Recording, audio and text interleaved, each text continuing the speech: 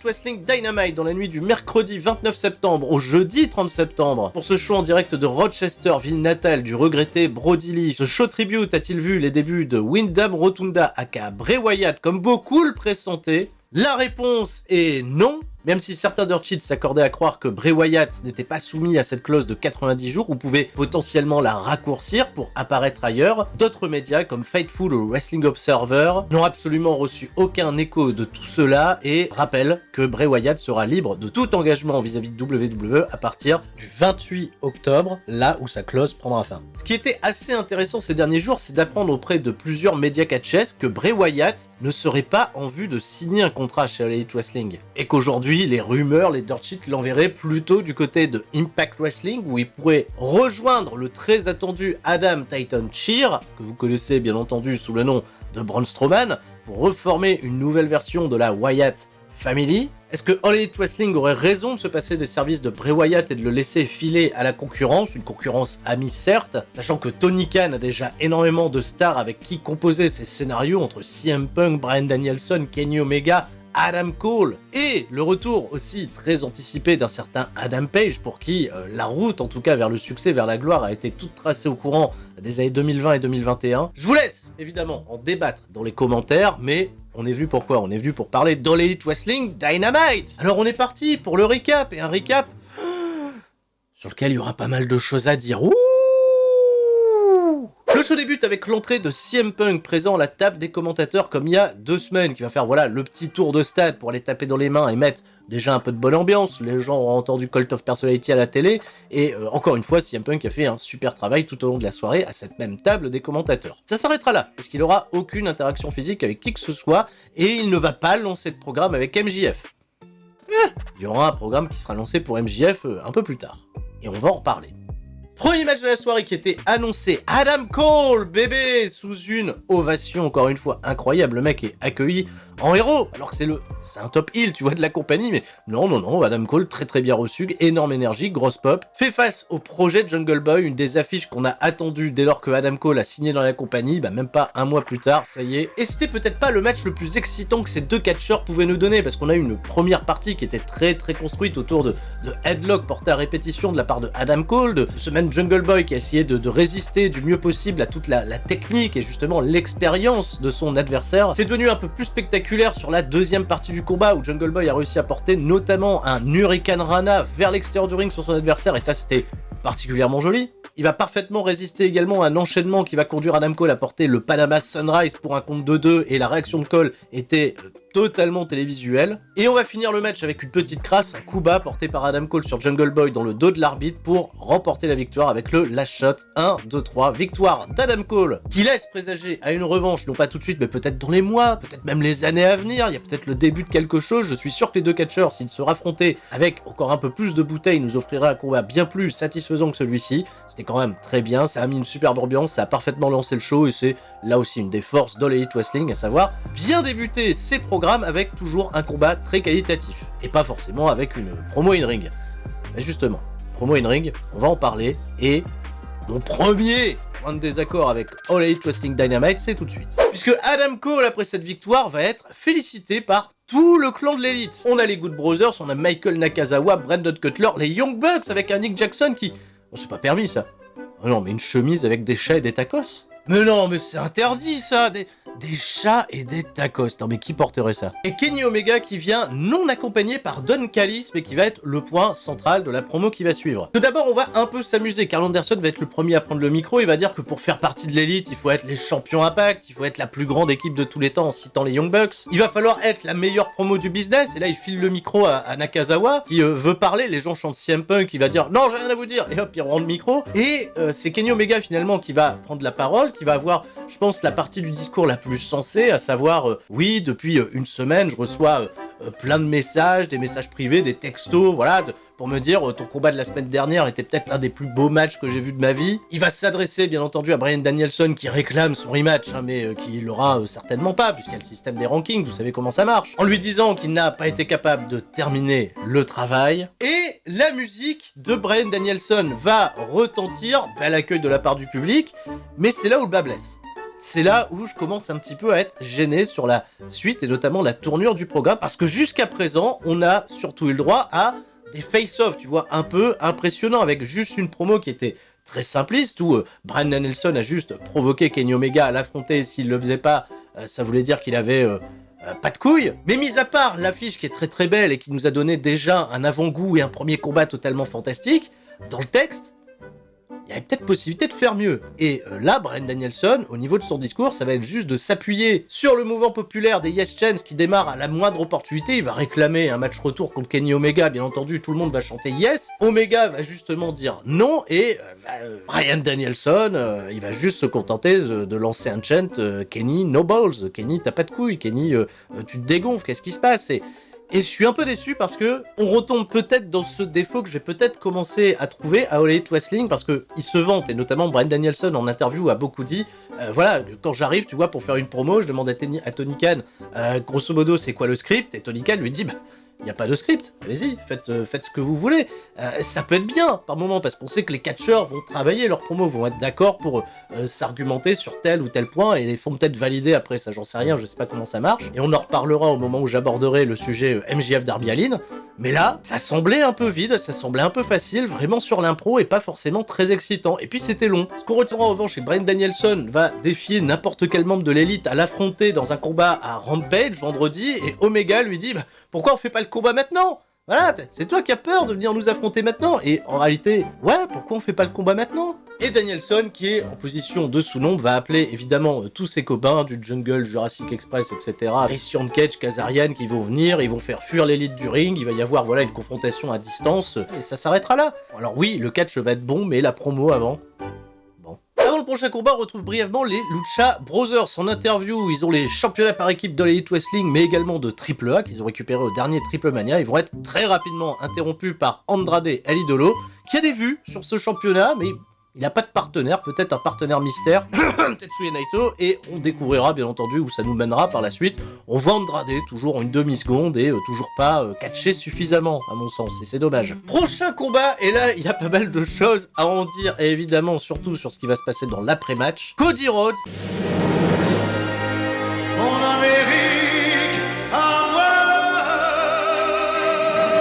Et Lee Johnson font face à Dante Martin, le phénoménal Dante Martin, et Matt Sydal. Entré par le milieu de Cody, du côté babyface Arn Anderson et Lee Johnson, et encore une fois du côté heel, Brandy Rhodes. Un peu moins de 8 minutes de match, mais qui vont encore une fois clairement mettre en avant les talents athlétiques de Dante Martin, qui est sur ressort, il fait des leapfrogs de folie, il prend appui sur la troisième corde pour aller taper des rope flips de toute beauté, enfin bref. Et un Cody Rhodes qui s'est retrouvé très rapidement dépassé par autant de vitesse. Et ça sera même, et c'était très intéressant, à Lee Johnson qui va être plus autoritaire que lui pour aller lui voler un tag et terminer le programme pour battre Dante Martin. Alors ça n'affectera en rien au push actuel de Dante Martin, qui est perçu comme un underdog mais qui va être une attraction très intéressante à suivre. Ce qui était très intéressant en donnant cette victoire à Lee Johnson, c'était peut-être de remettre Cody à sa place, qui a tout de suite voulu après le match prendre le micro et défier Malakai Black pour une revanche. Et là, si vous n'étiez pas informé, si vous le découvrez, c'est passé ce qui a été peut-être le plus gros buzz issu de cette journée de Dynamite, à savoir la promo de Arn Anderson. Arn Anderson, il a pris le micro et il a dit à Cody, ouais Cody, à un moment tu vas te calmer. Quand t'as voulu affronter Malakai Black la première fois, tu t'es fait démonter en même pas 5 minutes, et la semaine dernière t'as été trop occupé à savoir moi comment j'allais, t'as pas été concentré, tu t'es encore fait casser la gueule. Malakai Black, il a cassé la gueule de tous les membres de la Nightmare Family, et je peux te dire hein, que moi, hein, si j'avais la force pour y aller, eh ben j'irais, hein. C'est juste que je suis trop vieux. J'ai hurlé de rire. Au moment où il a dit « Oh, je suis trop vieux !» Mais j'ai un peu moins ri sur la suite. Enfin, si j'ai ri, mais pour d'autres raisons. Arn Anderson, il est parti dans une métaphore. Si Cody se faisait braquer sa caisse, il laisserait tout simplement le voleur prendre la voiture et lui dire « Non, vas-y, prends-la et surtout me fais pas de mal !» Attitude pour le coup qui a été qualifiée de lâche, mais qui en réalité est quand même un peu... voilà, tu penses à ta vie, moi je suis un lâche. Voilà, moi, oui, vous voulez prendre la voiture, très bien. Mais Anderson, il lui a répondu que si ça lui arrivait à lui, il irait chercher son Glock pour se défendre. Alors son Glock, c'est quoi? C'est un flingue, tout simplement. Et il le braquerait comme ça sur la tête du voleur, et il hésiterait pas, s'il le fallait, à retapisser le parking avec du jus de cervelle. C'est scripté? C'est dans le script, ça? Il y a un script? Il y a pas de script? Ah bon? Ah bon? Arn Anderson, avec ce segment, il nous a fait comprendre qu'il avait une autre vision de son Amérique à lui.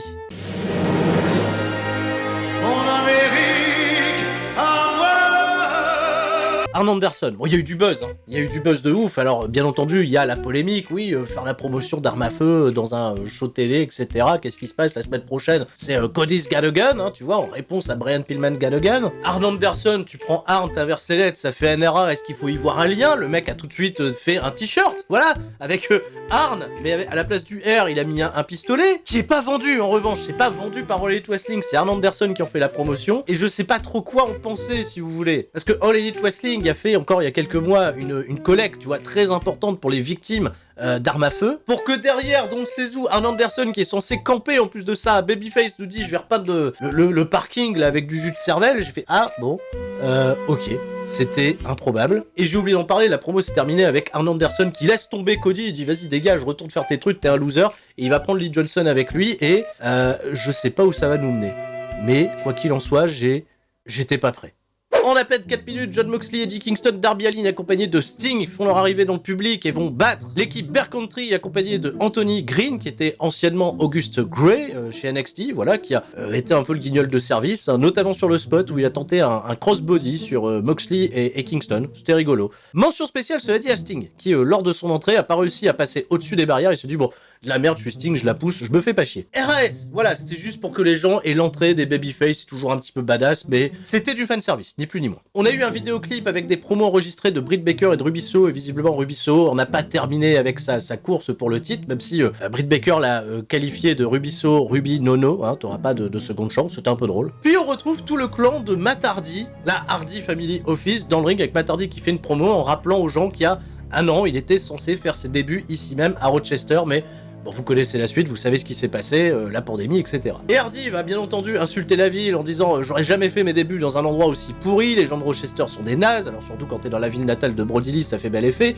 mais c'était surtout de la cheap hit pour accueillir leurs adversaires du soir, à savoir l'intégralité du Dark Order qui faisait équipe pour l'occasion avec Orange Cassidy, qui était trop cool. Match à 16 qui va durer moins de 8 minutes avec un storytelling très intéressant, au-delà de tous les spots, voilà, dans le ring qui aient de sens ou qui aient pas de sens, voilà, on sait que depuis quelques semaines, le Dark Order, il y a un peu d'isanie. Depuis qu'Hangman Page est parti, il est en hiatus, on sait pas trop. Ça se passe mal, notamment entre Evil Uno, Stu Grayson et Colt Cabana qui forment un clan un peu à part, et surtout Alex Reynolds et tout le reste. En fait, ça s'oppose pas mal, on sait pas trop, ça chicane, et Tony Khan avait fait la demande au Dark Order de rester unis pour ce soir, puisque le show était, et surtout ce combat-là, dédié à la mémoire de Brody Lee. Et ce qui va se passer, c'est que pendant le match, en effet, ça va partir en couille. Alex Reynolds va accidentellement tamponner Evil Uno, va s'en suivre une petite querelle, et derrière, Evil Uno va vouloir rentrer backstage, mais il va être interrompu, et ça c'était incroyable, par Anna Jay, Tay Conti, le petit Brody Lee Jr. Negative One, et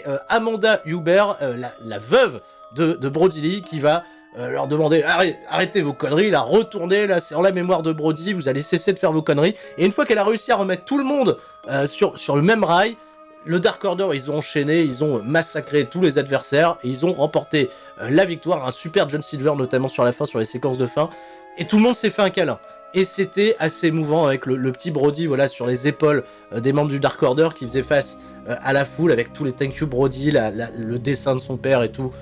C'était prenant, c'était très tire-larme, et encore une fois, j'ai trouvé que c'était un bel hommage rendu à Brody Lee. Si Bray Wyatt ne fait pas ses débuts chez All Elite Wrestling, il y a en revanche une autre superstar ex-WWE qui va faire ses débuts et qui va être annoncée comme All Elite, c'est Lio Rush. Voilà, dans un vidéoclip, il a été présenté comme un mec qui surveille les actions boursières. Voilà, c'est le rush sans arrêt. C'était peut-être un peu la gimmick qu'on voulait lui donner à l'époque à 205 Live, qui a finalement abouti sur Lio Rush qui manage Bobby Lashley.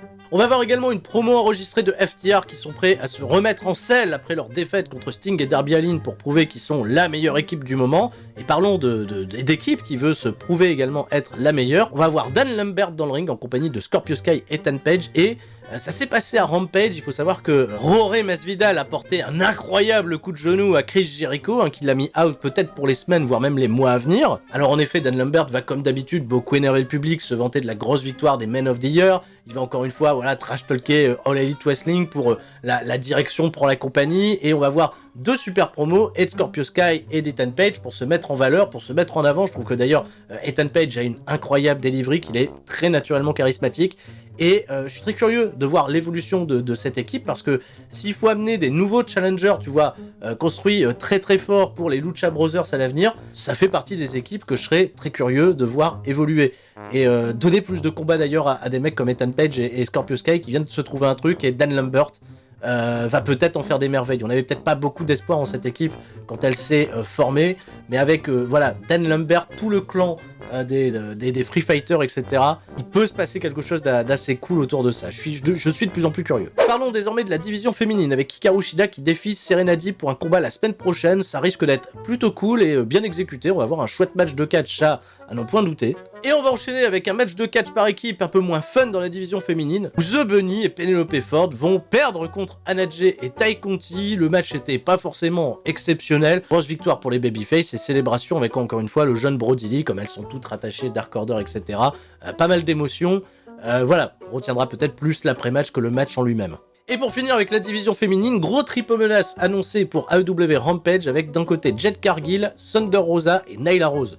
Ça, c'est costaud sur le papier. Maintenant, on va voir au niveau de l'exécution, va falloir attendre vendredi. Bon, c'est l'heure de parler avant le main event de MJF, qui vient au ring faire une promo et probablement lancer son nouveau programme. MJF qui arrive et qui constate que dans la compagnie, depuis sa création, il y a 4 catcheurs qui sont considérés comme des piliers selon lui, qui sont le futur de l'Elite Wrestling, et il va citer à tour de rôle Sammy Guevara, qu'il a déjà battu, Jungle Boy, qu'il a déjà battu, Darby Allin, bon qu'il a pas déjà battu mais peu importe, et bien entendu lui-même, tu vois, la superstar, la plus charismatique, qui encore une fois, et selon lui, n'a jamais été battu clean dans le ring. Bon c'est vrai, il a jamais été battu clean dans le ring, et il se dit, pourquoi j'ai pas une opportunité au titre, pourquoi je dois être soumis, tu vois, système de rankings. Il réclame, il ordonne à Tony Khan, qui considère pas comme le Khan le plus cool du business, il est dans son top 2, ce qui veut tout dire, qu'il a toujours dans ses contacts une ancienne connaissance de MLW, et qui n'est nul autre que Bruce Pritchard, et qu'à tout moment, il pourrait lui passer un coup de fil. Passe décisif pour dire, si tu me donnes pas ce que je veux, Tony Khan, je me casse à la WWE.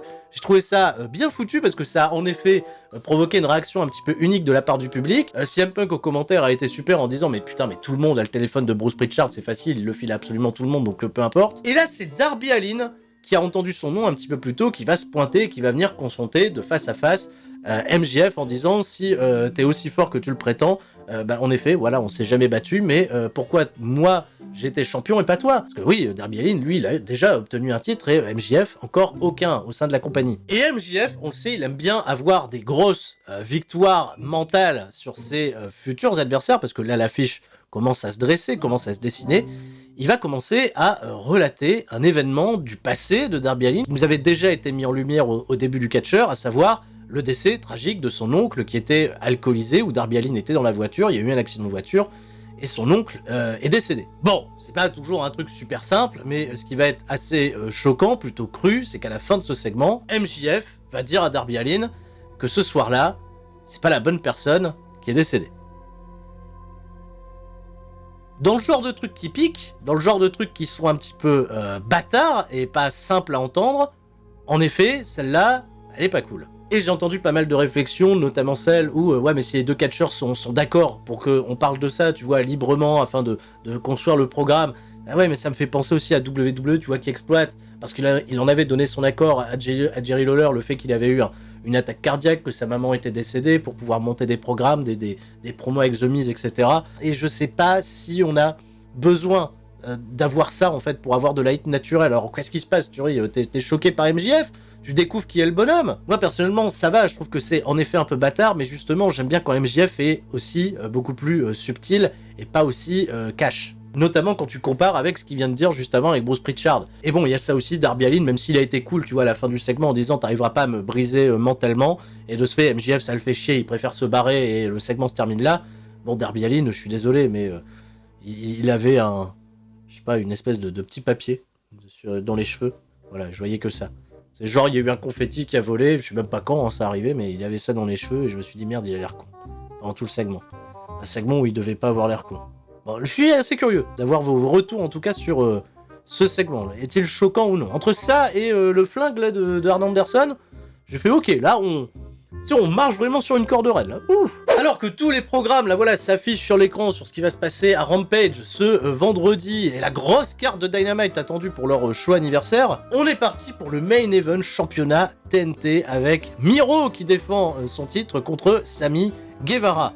Et en effet, on est à Rochester, chez Brody Lee, et je voyais pas le show mal se terminer. Bah évidemment, ça va pas mal se terminer, ça va finir en happy end. 13 minutes 39 de match et Sammy Guevara va réussir à battre Miro qui a été quand même protégé dans sa défaite puisque bon, il était protégé mais il était un peu con-con. Vu qu'il n'arrivait pas à battre Sammy Guevara, il s'est dit voilà, il a été énervé, il a été vexé, il a arraché, tu vois, tous les coins, les turnbuckles des coins de ring. Et finalement, bah, c'est lui qui va s'en manger un, il va prendre un tornado DDT de la part de Sammy Guevara, tu vois, il est vulnérable au tornado DDT puisque Fuego del Sol l'avait bien amoindri avec ça pour enchaîner, et ça c'était très impressionnant, il a réussi à porter sa version là voilà un peu améliorée du Go to Sleep, donc porter Miro, c'était bel exploit de la part de Sammy Guevara qui est monté sur les cordes, 630, remporté la victoire, petite célébration avec des membres du Dark Order, également tous ses potes voilà qui sont de notoriété connue, tu vois, de Sammy Guevara avec qui il fait les vlogs, tout ça, qui étaient auprès de lui. C'était un beau moment, les gens étaient contents et ça a bien conclu, hein. Oui, il faut quand même l'avouer, un solide show dans l'Elite Wrestling Dynamite pour un show qui était pas gimmické, qui avait pas d'appellation particulière, c'était pas un homecoming à Fighter Fest, voilà, ce genre de choses-là. Pour un show un peu plus régulier qui va en effet faire un peu moins de ratings qu'à l'habitude, avec un peu plus d'1 100 000 téléspectateurs, mais toujours pour la 6e semaine consécutive, la première place au niveau des 18-49 sur le câble, et au niveau 18-49, 0.45 là aussi en baisse. Et attention, vu la carte annoncée pour la semaine prochaine, hein, je me suis pas attardé, mais voilà, le 4 contre 4 avec l'élite contre la bande à Danielson, le match de l'échelle, Shida contre Serena Deeb. Pour l'instant on a que 3 matchs, la carte va se compléter, on devrait remonter encore d'un cran. Sur ce, c'est la fin de ma review de AEW Dynamite. Elle a pris un peu plus de temps que ce que j'espérais, parce qu'il y a quand même pas mal de sujets importants à aborder. Le temps que je monte ça, le temps que ça sorte, au moment où ça va sortir cette vidéo sur internet, après cette première diffusion, je vais être en live sur Twitch et on va pronostiquer tous ensemble la draft pour ce soir à twitch.tv/Turi316. Je vous fais des gros bisous à tous et tout le monde reste fort, surtout Arn Anderson ou pas, à vous de décider. Ciao, bye bye. You pull up to a red light, a man jerks your door open, says, "Out of the car, I'm taking your car." You know what I do? I pull out the Glock, put it on his forehead, and spill his brains all over the concrete. I'm Arn Anderson, and all that implies, and I'll be damned if I'm gonna coach a loser.